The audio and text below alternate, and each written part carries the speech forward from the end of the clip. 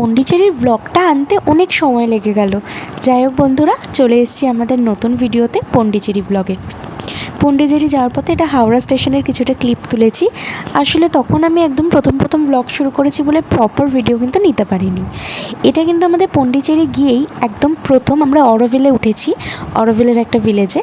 তো সেখানেরই একটা ছোট্ট কিউট ক্যাফেতে আমরা ওখানকার ফিল্টার কফি আর ব্রাউনি নিয়েছি। এটা যদিও প্রপার ব্রাউনি নয়, বাট খেতে দারুণ ছিল।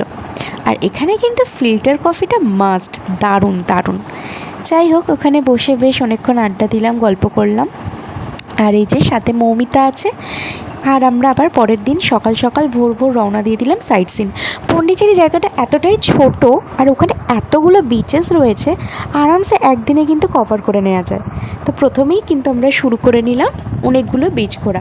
পরপর সবকটা বিচের নাম হয়তো আমার ঠিকঠাক মনে নেই, বাট যতদূর সম্ভব আমরা লাইট হাউস বিচ গেছিলাম, রক বিচ গেছিলাম, তাছাড়া আরও কয়েকটা নাম ছিল আমি এখন সত্যি মনে নেই।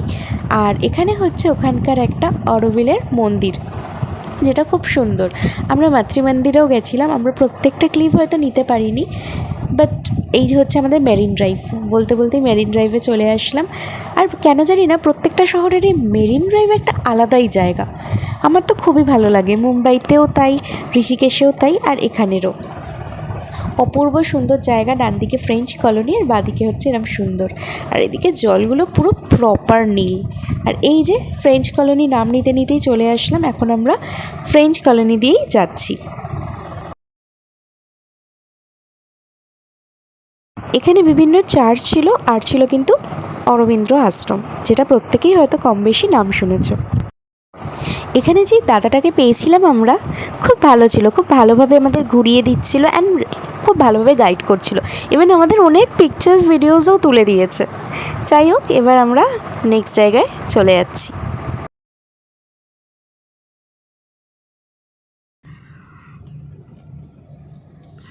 Okay, yeah, that was Marine Drive, right? Okay. Okay.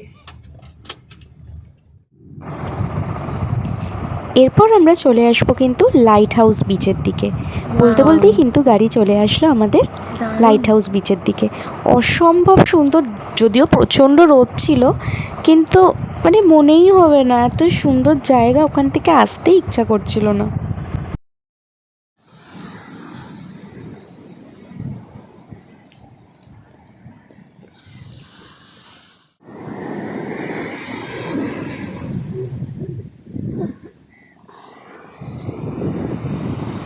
এখানে তারা দেন আমরা ওখান থেকে চলে আসলাম একটা রেস্টুরেন্টে।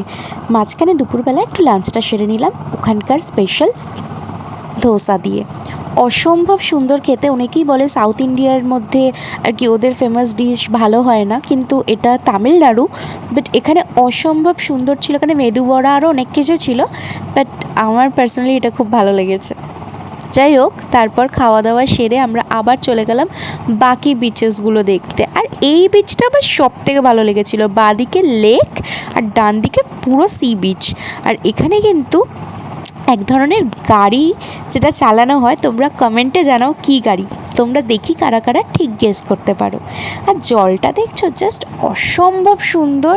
আর সত্যি কথা বলতে এইখানে থেকে আর কোনোভাবেই মনে হচ্ছিল না যে বাড়ি ফিরে যাই। এটা পরের দিনের ক্লিপ। এটা আমরা রক বিচে এসেছিলাম। আরও অনেক দিন আমরা পরপর প্রায় 7 দিন ছিলাম ওখানে, 7-8 দিন মতো। তো যাই হোক, জার্নিটা আমাদের দারুণ গেছিলো।